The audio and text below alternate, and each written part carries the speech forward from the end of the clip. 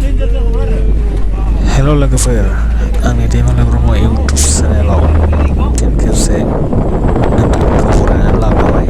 दायो जोङो दंफैयो मिनि सिङाव थानाय फार्स्ट सेक्टरनि जोङो बेरायदों आरो बेयावनो माने वाटारफल दङ, बेयाव जों दुगैगोन। नोंथांमोना बिदिब्ला नायलांबानो जाबाय।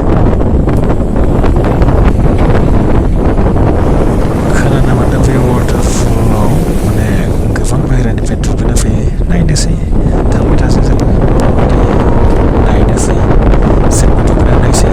इन्टारेस्टिं माबायदि बेयाव भिडिअ बानायहरलाय। बाप रे बाप ओइ नायग्राखौ गाव खोलायनाय नायलायगो आं खिनाया बेयाव नभेम्बरा खिनाय थांखांबावबायसो मालाय मालाबानो।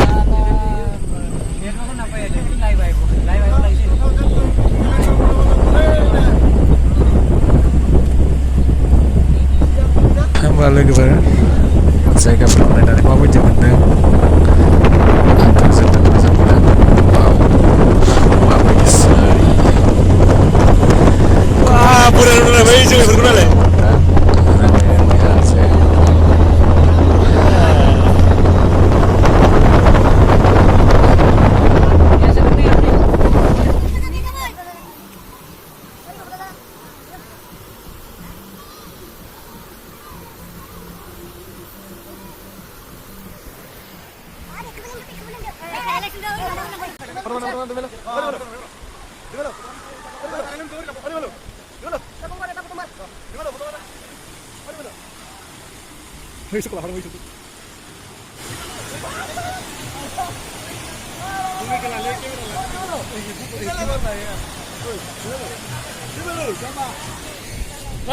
फोटो मार